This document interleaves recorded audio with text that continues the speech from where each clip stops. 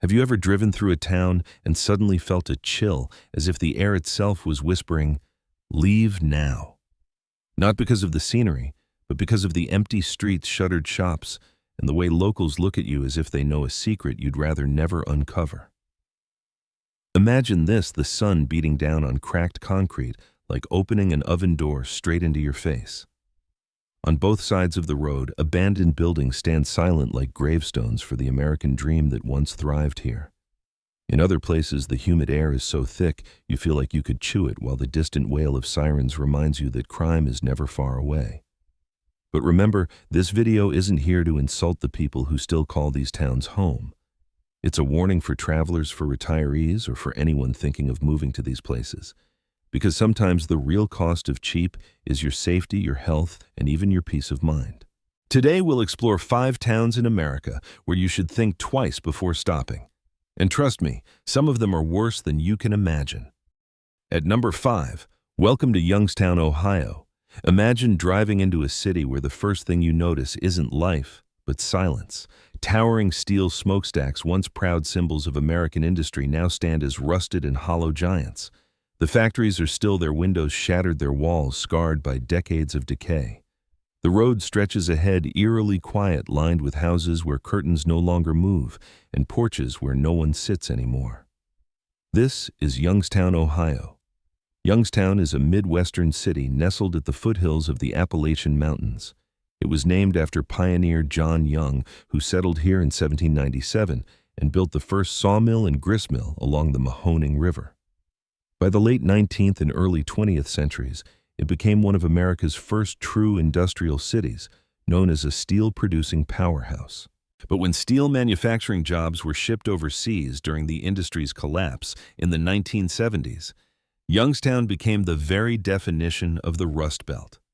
Since 1960, its population has plummeted by nearly 65%. Once this was a giant of industry where molten steel forged not only bridges and skyscrapers, but also stable futures. For generations, Youngstown meant security, steady paychecks, and pride. But when America's steel industry collapsed, this city collapsed with it. Jobs disappeared overnight, and with them, hope. Today, Youngstown tells a far darker story. Crime has taken root in the very cracks where opportunity once grew. Violent crime rates here are well above the national average, fueled by poverty and a long-standing drug crisis. Walk through downtown and you'll see block after block of abandoned buildings, empty shells of what they once were.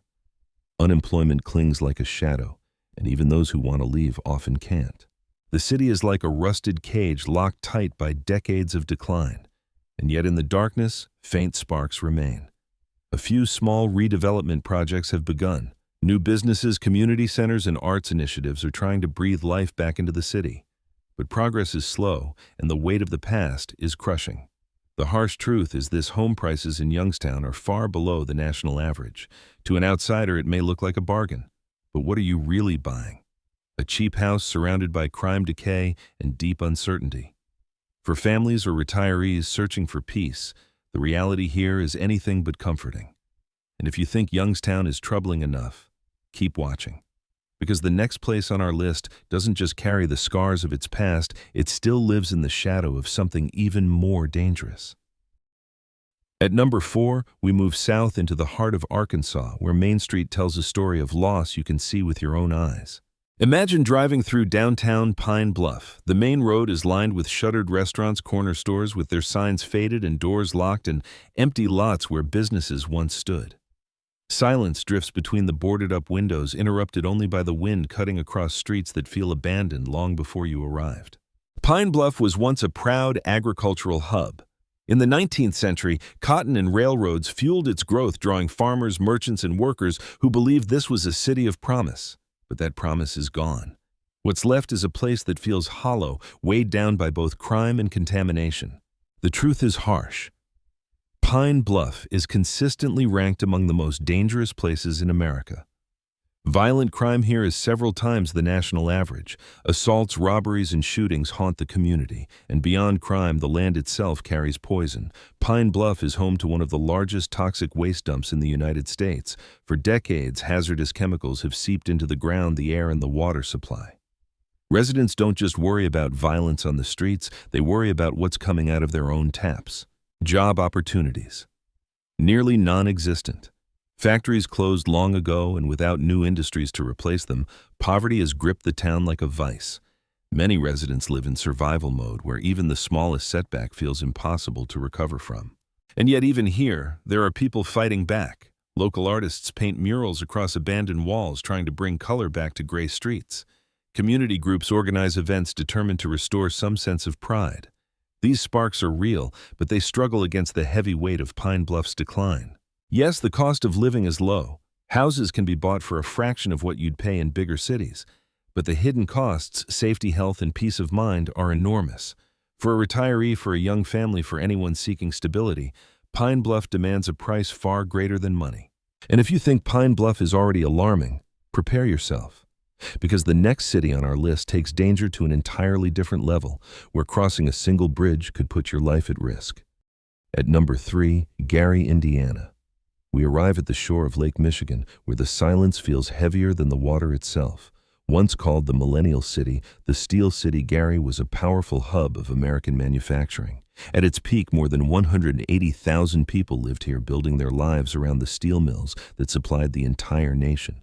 But when the steel industry collapsed, Gary collapsed with it. Today, fewer than 70,000 residents remain, less than half of what it once was. The emptiness is staggering. Whole neighborhoods, abandoned houses, rotting streets, eerily quiet, more silence than life. Gary, Indiana now lies in ruins marked by the decaying shells of churches, the crumbling central train station, and amusement parks left to the weeds. Just 25 miles from one of America's busiest cities, Chicago, Gary was built by U.S. Steel and once hailed as a millennial city during the boom of the steel industry.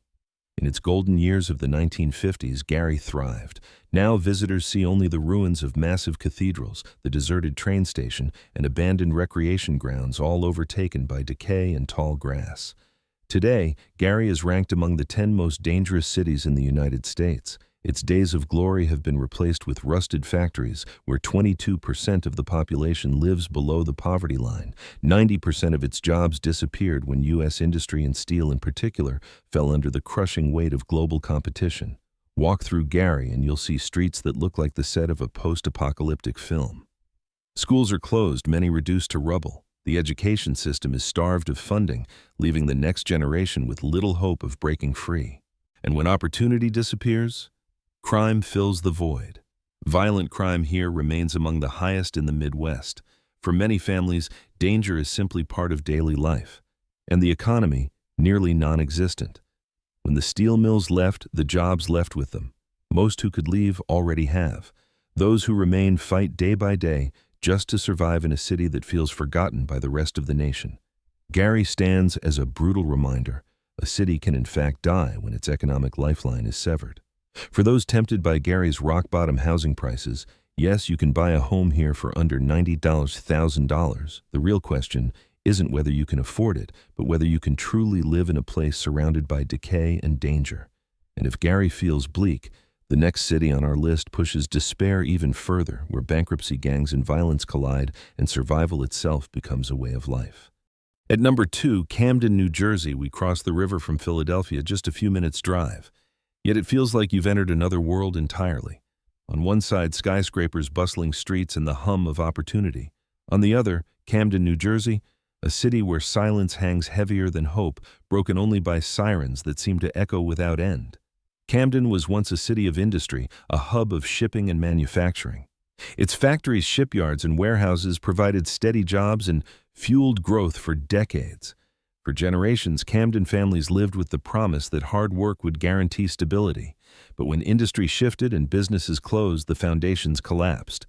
What remained was poverty, crime, and despair. Today, Camden is consistently ranked among the most dangerous cities in the United States. Violent crime is a daily reality, assaults, robberies, and shootings that make simply walking down the street feel like a gamble. The unemployment rate is high and opportunities are scarce. Families live in the grip of poverty that seems to stretch from one generation to the next with no clear escape. The city's schools barely holding on. Years of budget cuts have left them starved of resources. Many buildings are crumbling, teachers overworked, and students struggling in an environment that offers little hope of a better future. When education falters, the cycle of poverty and crime only deepens. And yet even in Camden, there are glimmers of life. Along the waterfront, a few projects attempt to rewrite the city's story. The Adventure Aquarium and the Battleship New Jersey Museum draw visitors while development projects aim to spark renewal. But these pockets of progress are small, and they stand in sharp contrast to the neighborhoods just blocks away where despair still lingers in every corner. Camden proves a sobering truth. Proximity to opportunity does not guarantee opportunity.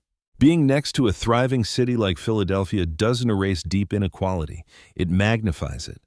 For retirees, for families, for anyone seeking safety and stability, Camden is a warning that location alone cannot promise a future. And if you think Camden's reality is grim, wait until you see our final city. Because the #1 spot belongs to a place where even the most basic necessity, clean water, became a luxury its people could no longer trust. At #1, we arrive in Flint, Michigan, a city where the scars of crisis are still visible on every street corner. Imagine driving through neighborhoods lined with sagging houses, their paint peeling, their yards overgrown. On fences and front doors, signs still hang danger, do not drink the water. They're not decorations, they're warnings that never went away. Flint was once the beating heart of American manufacturing. As the birthplace of General Motors, it was a powerhouse of the auto industry. For decades, Flint represented prosperity, steady jobs in the factories, paychecks big enough to raise families, and a sense of pride in building the machines that carried America forward. But when those factories closed, the foundation crumbled. The city that once symbolized strength became a symbol of neglect. And then came the water crisis. In 2014, a cost-cutting decision to switch water sources poisoned Flint's supply with lead. What should have been the most basic necessity, clean water, turned into a public health disaster. The headlines may have faded, but for Flint's families, the nightmare hasn't ended. Even today, years later, doubts linger. Parents still fear filling a glass from the tap, and the damage, especially to children, is irreversible. Lead exposure has left a legacy of health problems, learning disabilities, and futures stolen before they even began. The crisis didn't come alone.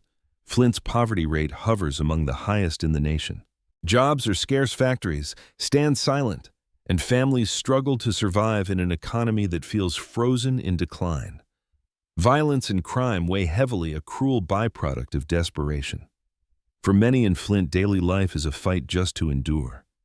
Yet in the rubble, there are signs of resistance. Community groups have risen, organizing programs for children, creating art, and fighting for justice. Volunteers from inside and outside the city work tirelessly, trying to stitch together hope where the system failed.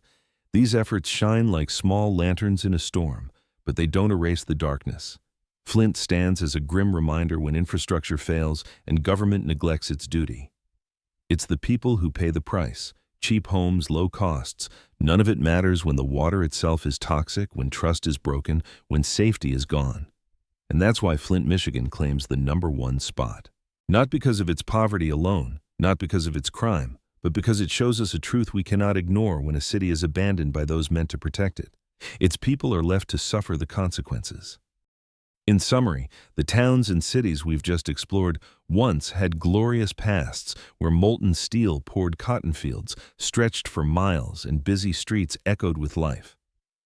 But today, all that remains are traces of decay, and the lesson is clear. Don't be fooled by cheap housing prices. What truly matters is the quality of life that place can offer. Now I want to hear from you. Have you ever driven through or even lived in one of these places? What was your experience like? Share your story in the comments below. Your perspective might help others see these places more clearly. If you found this video insightful, don't forget to like, subscribe, and hit the notification bell so you won't miss our next journey. We'll continue to take you through places with stories that are as haunting as they are eye-opening.